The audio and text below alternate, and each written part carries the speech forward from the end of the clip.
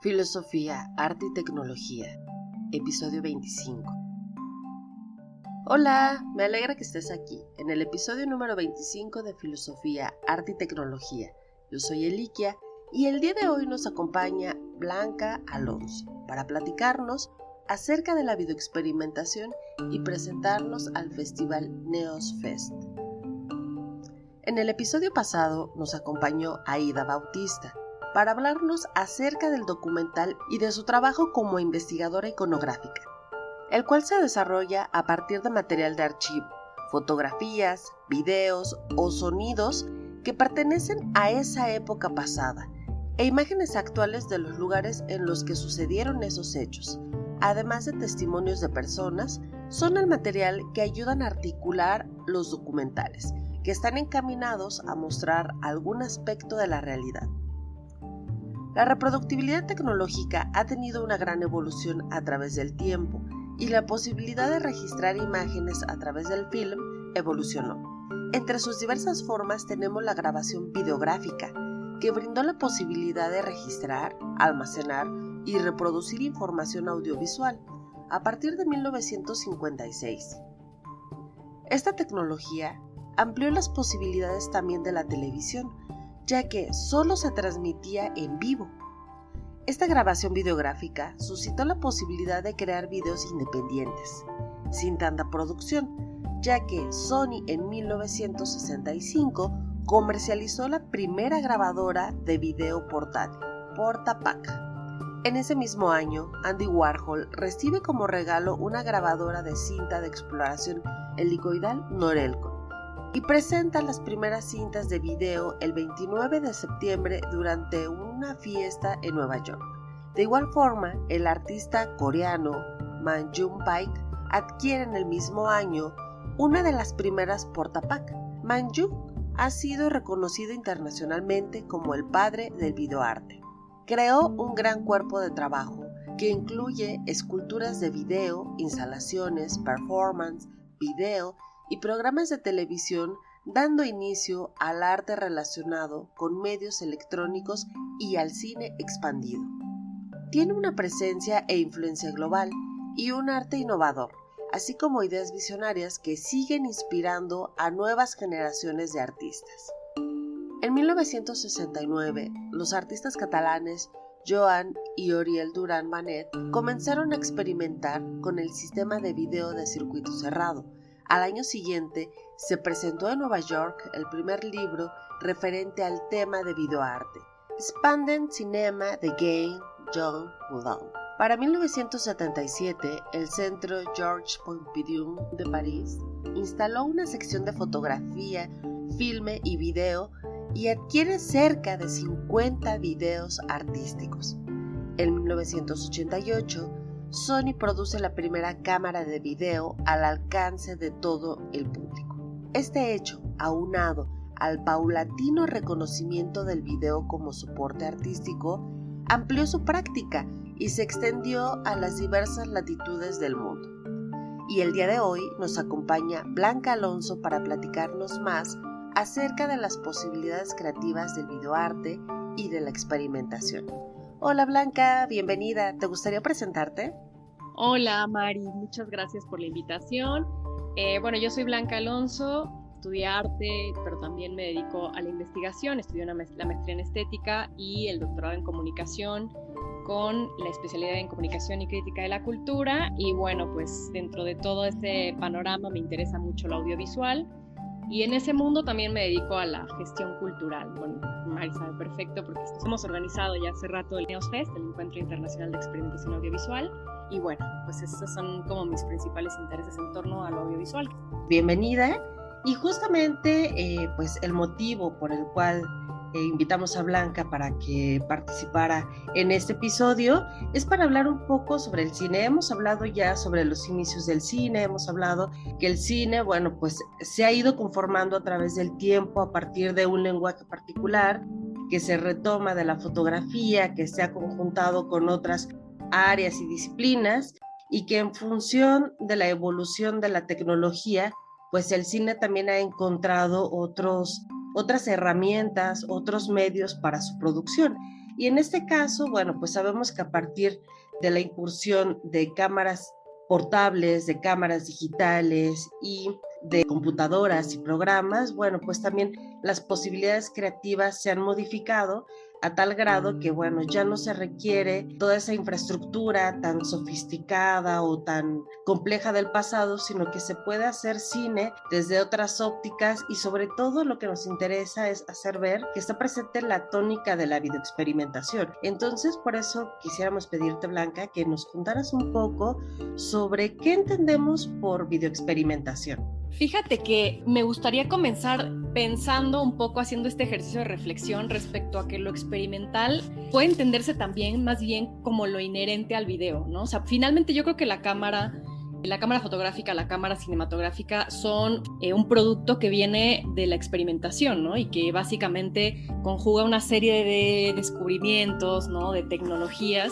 que pues van articulando lo que terminan siendo. Y yo creo que cuando comienza una experimentación alrededor de la imagen que deriva o que finalmente se adhiere a las artes pues más hegemónicas, caso del cine a la narración, por ejemplo, en el caso de la fotografía, la pintura, el paisaje, el bodegón. Esa es una condición que surge precisamente en su adherencia a estas artes más hegemónicas, pero yo creo que su naturaleza parte un poco de la experimentación y eventualmente, como dices tú, con el desarrollo de tecnologías más portátiles, bueno, también esta posibilidad de experimentar sobre el medio, pues al mismo tiempo se llega a más personas, ¿no? Y entonces sí hay como un viraje, digamos, hacia lo experimental que coincide con el cine hegemónico, ¿no? Que mientras está por un lado el cine narrativo, mientras se consolida el cine narrativo, pues también hay una serie de personajes, de necios, ¿no? Que están buscando sobre lo propio, o sobre las posibilidades propias de lo cinematográfico, pues nuevas formas de entender el espacio, el tiempo, lo formal, el color, etcétera, etcétera, que creo que es lo que da pie a lo que ahora entendemos un poco por experimental, a pesar de lo difícil que es definirlo, porque finalmente cuando tú piensas en video experimental, pues no piensas como una categoría perfectamente cerrada y todo lo contrario, creo que es muy polivalente, la misma palabra, pero que compartimos un poco con otros espacios que también se dedican al video experimental la idea de que no puede estar ajeno a lo experimental la pregunta por el medio, ¿no? Por las posibilidades del medio que revelen un poco, digamos, la factura de donde están hechos, que se vea el material, que se vean las posibilidades del material y que no tenga que ver o tenga poco que ver, digamos, con lo narrativo, con un sentido determinado. Y bueno, de ahí para adelante, bueno, puede ser, por ejemplo, para una reflexión más poética, una reflexión más política, una reflexión simplemente formal. Entonces, bueno, yo creo que ahí se abre toda una serie de posibilidades sobre la experimentación de la materialidad del video. Sobre esto, ¿podrías mencionarnos algunos autores, algunos artistas que quizá hayan trabajado precisamente con esta experimentación en el medio? Hay muchísimos, como un ejercicio bastante cruel a partir de una lista de personas que incursionan en la experimentación, porque uno se iría como que directamente a los grandes nombres como Dalí, por ejemplo, Salvador Dalí y Luis Buñuel, ¿no? Lo primero que nos viene a la cabeza es un poco esto. O, por ejemplo, también pienso mucho en Maya Deren, ¿no? Que es una mujer que yo admiro muchísimo y con el cine silente, el cine blanco y negro, ya empieza a dotar, digamos, de sus espacios, pues toda esta atmósfera onírica, ¿no? Que no tiene un sentido narrativo, pero que te va guiando, te va metiendo como a su propia fantasía, digamos. Quizás tengo más presentes a artistas, por ejemplo, también en Latinoamérica, como Rubén Gámez, en México, como Guillén, que hacen parte de la experimentación o hacen parte del cine experimental de la política, ¿no? De cuestiones políticas, que buscan con lo experimental también hacer que el espectador salga un poco de su pasividad, que se involucre en cuestiones que tienen que ver con las grietas de la política hegemónica y no encuentran otra forma de hacerlo que también subvertir el propio lenguaje. Entonces creo que ahí estos dos personajes los tengo ahora muy presentes porque me parece que, aparte estoy trabajando un poco en ellos, pues tienen que ver con esta otra vertiente de lo experimental que es la subversión del propio lenguaje para decir otra cosa, ¿no? También para sacar al espectador de una pasividad o de la pasividad que supone el espectáculo y traerlo más a la zona, digamos, del pensamiento, de la crítica, del cuestionamiento del orden establecido. Me parece que esta vertiente de lo experimental tiene sus orígenes por ahí de los 60, 70, ¿no? Que coincide precisamente también con el surgimiento del arte conceptual, el cual pues tiene como base precisamente un concepto, una idea, algo que se decide señalar, mostrar o hacer ver a través de formas totalmente distintas que, como señalabas hace un momento, pues salen de las narrativas hegemónicas de la fantasía para señalar cosas que tienen que ver con la realidad, pero que también dan cabida quizá a lo onírico, a la fantasía. Entonces me parece que eso es lo interesante, ¿no? Encontrar todas las posibilidades de la videoexperimentación y que, bueno, pues encontramos que quizá es como una vertiente tan fácil de consumir por parte del público. No sé, ¿tú qué opinas? ¿Cuál sería esta problemática, si coincides? Fíjate que ahorita escuchándote pienso mucho en esta situación de coincidencia respecto a un arte contemporáneo que llega a tomar del video, digamos, una herramienta más, que en el arte contemporáneo pues ya es más bien de pensamiento, porque finalmente el arte contemporáneo deriva hacia el discurso naturalmente. Y se encuentra, por ejemplo, ahí con este video casero, con este video más accesible, y entonces no empieza a pensar directamente en la fantasía, sino empieza a pensar directamente como en las implicaciones del espacio-tiempo en un soporte tecnológico, y entonces el arte contemporáneo no necesariamente utiliza el video, digamos, en su formato videográfico, sino que utiliza el video en una serie de dispositivos que lo que hacen es que nos obligan a pensar, pues, más bien filosóficamente en el tiempo y en el espacio. Mientras que el video experimental no sale del formato video, y dentro del formato video empieza a articular, por ejemplo, en este caso, en el cine de Gámez, por ejemplo, que es muy de esa época también, de los 60s, empieza a experimentar con una oniria que revela las grietas de un sistema, ¿no? Entonces no sale del formato de la pantalla, pero experimenta con la no ficción, con la no narración, con una serie de imágenes, con una serie de texturas, etcétera, etcétera, que lo que hacen es direccionar no una opinión política, sino mostrar toda una serie de grietas que al final lo que hacen es que tú tengas un pensamiento crítico al respecto, digamos, sin salir de ese cuadro, ¿no? Mientras que el arte contemporáneo anexa, digamos, lo audiovisual un poco a su caja de herramientas, ¿no? Digamos. Pero creo que lo que los hermana un poco es esa voluntad de detonar o de motivar el pensamiento y la reflexión, y creo que es el lugar donde podríamos encontrar estas zonas en común, estos vasos comunicantes. Y respecto a lo segundo que comentabas, a mí me cuesta trabajo percibir lo experimental como marginal porque lo veo por todos lados, ¿no? Y digamos que en práctica se vuelca un poco a eso, pero definitivamente no tiene los alcances que tiene el cine hegemónico, el cine narrativo, el cine de ficción, ¿no? Ahora sí que el cine del cine, justamente porque sus motivos son muy distintos a los del cine, que están muy vinculados a vender entradas, ¿no? Entonces, cuando una industria cinematográfica acude un poco a la fórmula para poder obtener ganancias o superar las ganancias que invirtió en una producción, pues obviamente se va a preocupar porque llega a la mayoría de los espectadores y va a echar mano, por ejemplo, de estrategias de marketing, de estrategias de comunicación. O sea, digamos que el cine que tiene que redituar, económicamente hablando, también se preocupa por generar canales de difusión, ¿no? Entonces, y son monstruos, son empresarios que tienen la capacidad y que tienen forma de hacer que todo esto circule.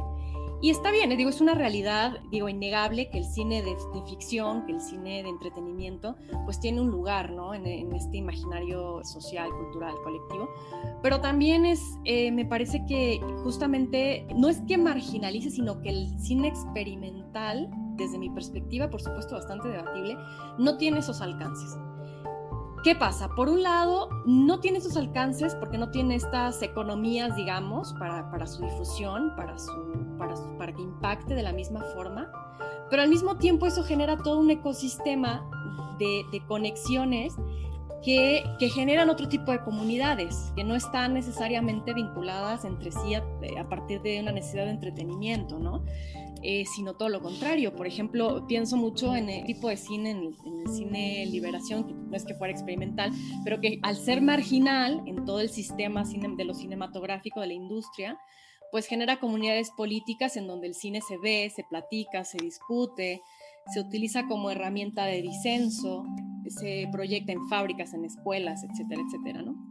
Entonces creo que esto hace que el cine experimental o que el video experimental necesite generar sus propios canales de difusión, y en esos canales de difusión pues se encuentra un montón de gente que tiene los mismos intereses, que genera espacios de diálogo muy interesantes, ¿no? En el que surgen y se debaten temas que tienen que ver, pues, como decía antes, ¿no? Con lo estético, con lo político, con lo ético, con la misma formalidad del cine, etcétera, etcétera. Entonces creo que son otros canales que no tienen otros objetivos completamente distintos, y entonces pues no cabe pensar que compitan, digamos, con la hegemonía del cine narrativo, aunque a nivel de difusión pues evidentemente sí es mucho más corta, ¿no? Y digamos que discurre por otros canales que él mismo se inventa, digamos. Fíjate que eso me parece muy importante que señales, ¿no? Que precisamente pues la videoexperimentación, al no incursionar en el tema de la narrativa, pues nos ofrece la posibilidad de múltiples interpretaciones. En ese sentido, pues los productos de la videoexperimentación son obras abiertas que se concluyen a partir de la reflexión de cada espectador, a diferencia del cine comercial, por ejemplo, que casi siempre trae un final cerrado, ¿no? O sea, ya te dan la conclusión, el final, hasta quizá un elemento moralizante, ¿no? Detrás de ello. Entonces, me parece que es muy importante precisamente la existencia de este tipo de manifestaciones, y que coincido completamente contigo que precisamente al no seguir esta intención lucrativa, moralizante, pues ha tenido que ir forjando sus propios caminos, sus canales de distribución, y precisamente ahí es donde se encuentra Neosfest, ¿no? El Encuentro Internacional de Videoexperimentación, cual pues le tenemos mucho cariño. ¿Te gustaría platicarnos un poquito más acerca de qué es Neosfest y cuáles son los objetivos de este festival? Claro, pues mira, yo le tengo mucho cariño también a Neos porque dentro de mi labor docente, vaya, lo experimental está siempre súper presente, no solamente porque daba de repente seminarios de video experimental y arte sonoro, sino también porque siempre he considerado que lo experimental tiene una posibilidad, un potencial ético importantísimo, ¿no? Y en ese sentido, Neosfest surge de esta necesidad de proyectar, de darle espacio a estos trabajos de experimentación que surgen desde las aulas, porque también son trabajos donde la conciencia del futuro cineasta es muy primigenia, ¿no? Y así como de repente se encuentra muy sujeta a sus propias influencias y se nota, también de repente se encuentra en una etapa en la que sus propias inquietudes están muy a flor de piel. Entonces de repente cuando surge el festival, captando el trabajo de jóvenes estudiantes universitarios alrededor del mundo, pues era un deleite, ¿no? Ver todos esos videos y ver dinámicas, los temas que recorrían cada uno de ellos, encontrar muchas veces temas que hermanan a países tan disímiles como, no sé, Bulgaria, Rusia, propio México, ¿no? O temas tan disímiles que tienen que ver justamente con una identidad, con una cultura muy local, y también encontrarle el sentido, el gusto a estas diferencias. Entonces, creo que Neos hace un poco esto, o busca hacer esto, busca que el trabajo de estos estudiantes alrededor del mundo tenga su lugar, su espacio de visibilización, que es lo que desde el 2016 hacemos con mucho cariño.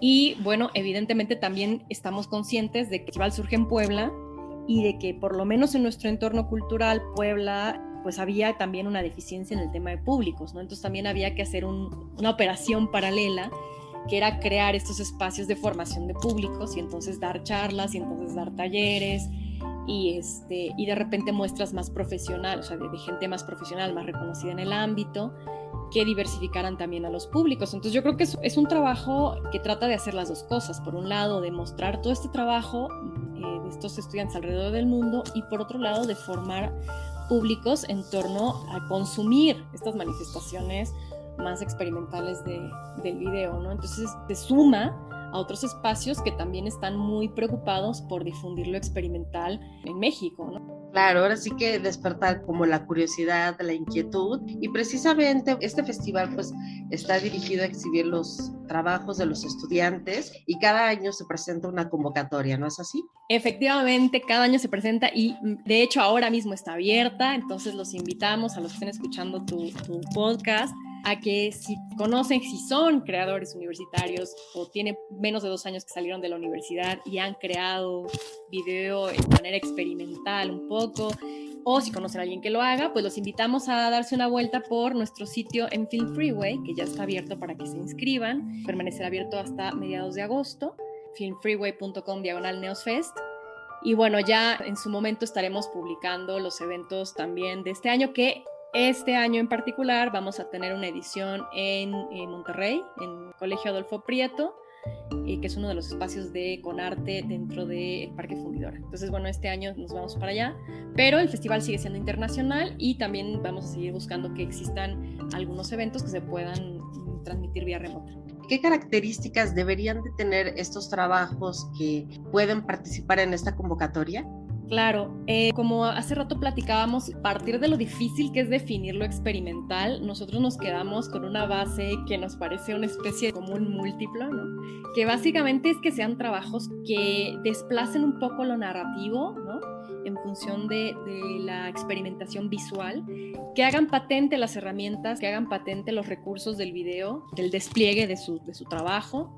Puede ser, por ejemplo, experimentación sobre propia formalidad del video. Puede ser, por ejemplo, animación, pueden ser trabajos que tengan que ver, por ejemplo, con lo sonoro, con una experimentación sonora y audiovisual.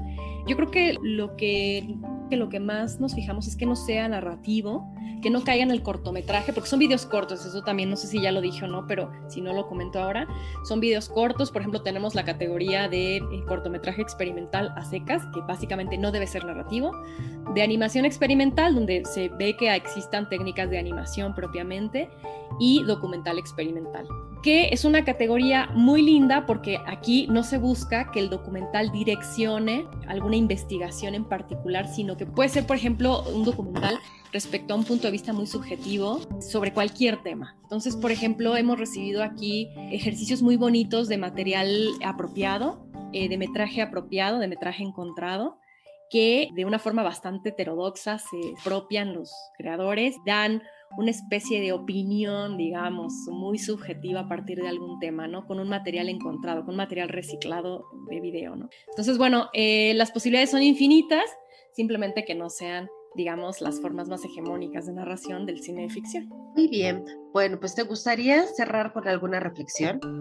Invitar a la gente a que se dejen llevar un poco por las sensaciones que genera este tipo de posibilidad audiovisual. O sea, no entrar con una mentalidad de ahora qué va a ser esta cosa, ¿no? Porque no voy a entender nada o no entiendo nada. Creo que ya es muy valioso poder entrar con una apertura a que lo que ve, así como entra uno a la película de Superman, ¿no? Con un poco, con una actitud de creérsela, ¿no? O sea, no entras pensando que, ay, no, te está volando por un efecto de pantalla verde. Pues entrar un poco así con esa actitud a lo experimental, como con ganas de dejarse sorprender, ¿no? Porque creo que una de las mayores reticencias es como el no entendí, lo escucho muchísimo. Y creo que lo experimental es como, es un producto tan subjetivo, ¿no? Es como si un autor te abriera su corazón respecto a lo que tiene dentro o respecto a lo que piensa de otra cosa. Entonces, no con la esperanza de que tú lo sientas igual, ¿no? O sea, no es un blueprint, no es como un plano a seguir, sino es como voy a ver qué me encuentro, dejándome sorprender por esa serie de imágenes, por ese ejercicio que estoy viendo. Y creo que es la forma más linda y más nutritiva, digamos, de acercarse a una manifestación experimental de cine, de video o incluso al arte contemporáneo, ¿no? Efectivamente, yo creo que eso sería como la gran invitación. O sea, no tienes que saber nada, tienes que dejarte llevar, dejarte sorprender. Y bueno, pues ¿por qué no? De ahí siempre se pueden tener experiencias sumamente valiosas, ¿no? Entonces hay que experimentar también con este medio. Entonces, bueno, Blanca, pues yo te agradezco muchísimo que estés aquí, que nos hayas acompañado para hablar sobre la videoexperimentación y sobre NeosFest. Vamos a compartir aquí en las redes sociales links de contacto tanto de Blanca como del festival para que estén muy al pendiente de los próximos eventos, de la proyección y de la convocatoria. Entonces, Blanca, pues te mando un abrazote. Muchas gracias. Gracias a ti, María. Abrazo de vuelta. Saludo a toda tu audiencia. Gracias. Chao.